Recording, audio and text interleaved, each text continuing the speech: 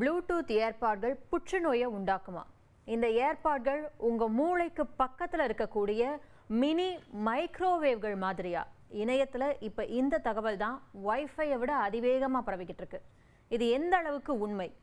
உண்மையிலேயே இந்த ஏர்பாட்கள் என்ன மாதிரியான கதிர்வீச்சுகளை வெளிப்படுத்துது? நம்ம இந்த விஷயத்தில் கவனமாக இருக்கணும்னு ஆராய்ச்சியாளர்கள் ஏன் எச்சரிக்கை விடுக்கிறாங்க? விரிவான தகவல்களை வழங்குவது நான் வினோதினி முத்துராமலிங்கம். இது தந்தி TV news deep dive.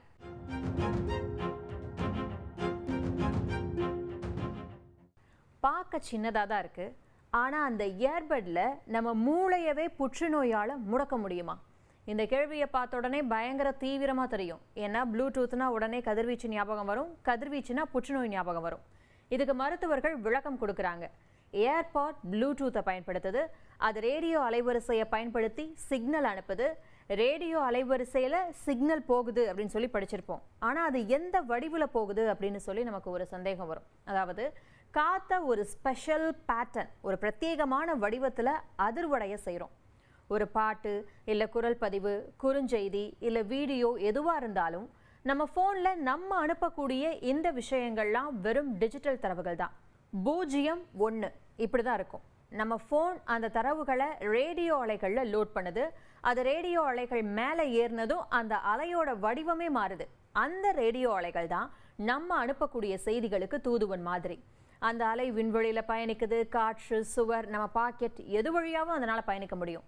Light, அதாவது ஒளியோட வேகத்தில் அந்த ஆற்றலால் பயணிக்க முடியும். இன்னொரு சுவாரஸ்யமான விஷயம், அந்த ரேடியோ அலைகள் பயணிக்கிறதுக்கு காற்று இருக்கணும் அப்படின்னு சொல்ல அவசியம் இல்லை. அப்படிதான் விண்வெளி வீரர்களால் பூமியோட தொடர்பு கொள்ள முடியுது.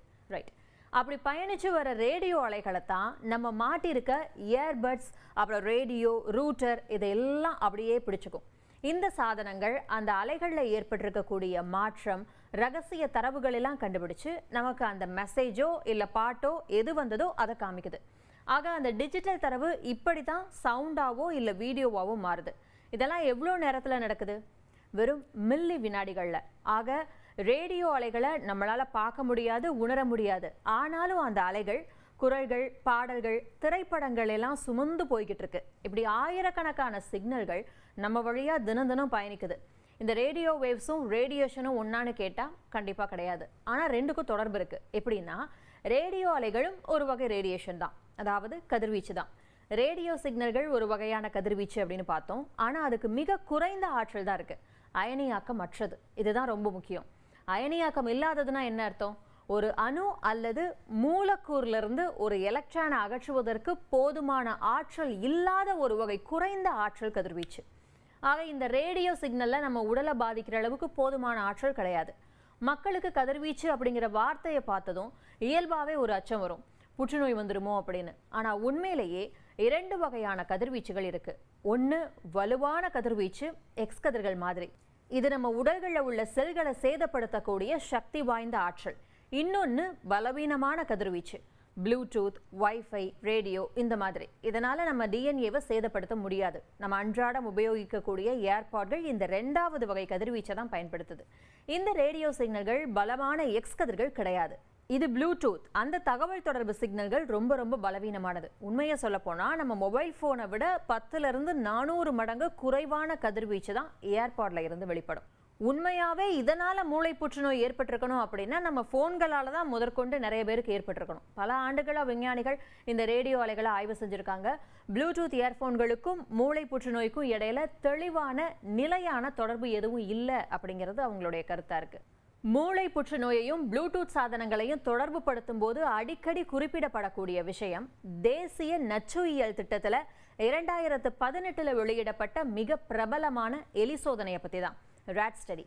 இதில் கதிரியக்கத்தால் எலிகளுக்கு டியூமர் வந்திருக்கு அப்படின்னு ஒரு ஸ்டேட்மெண்ட் இருந்திருக்கு.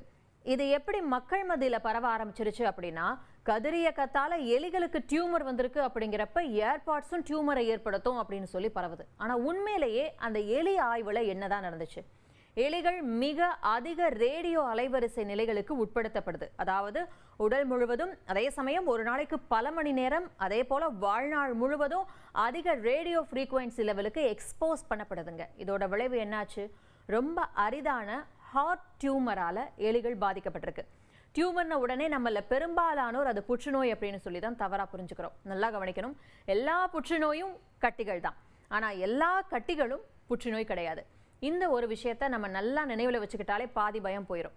கட்டி அப்படிங்கிறது செல்களுடைய அசாதாரணமான வளர்ச்சி, அவ்வளவுதான்.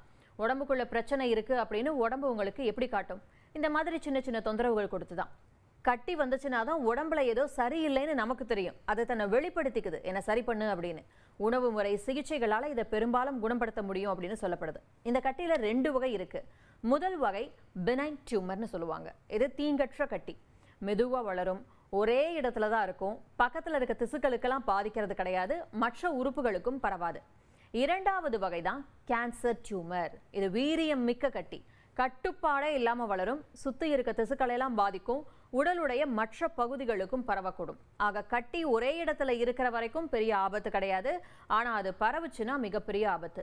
ஆனா மக்களாகிய நம்ம என்ன பண்ணுவோம்?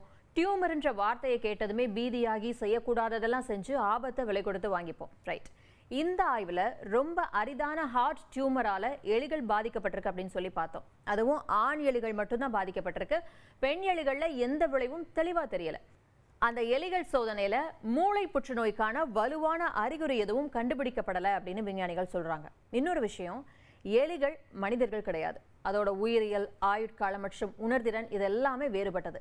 அப்புறம் எலிகள் ஏர்பாட்ஸ், ப்ளூடூத் சாதனங்கள், செல்போன்கள் வெளிப்படுத்துறதை விட அதிக ரேடியோ அலைகளுக்கு உட்படுத்தப்பட்டது அப்படிங்கிறதையும் மருத்துவர்கள் தெளிவுபடுத்தியிருக்காங்க.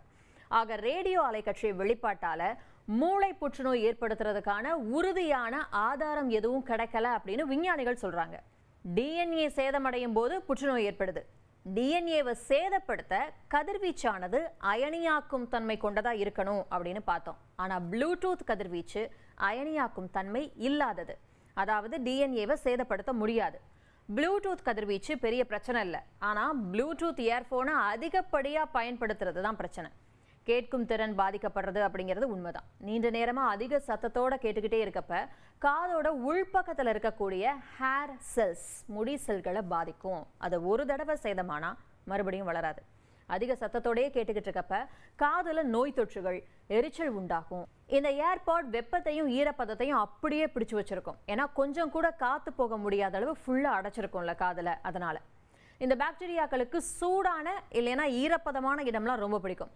இயர்போன்களை அதிகம் பயன்படுத்தினா காது வலி, அரிப்பு, காது அடைச்சிக்கிற மாதிரி இருக்கிறது, ஃபங்கல் இன்ஃபெக்ஷன், பூஞ்சை தொற்று இதெல்லாம் ஏற்படும்.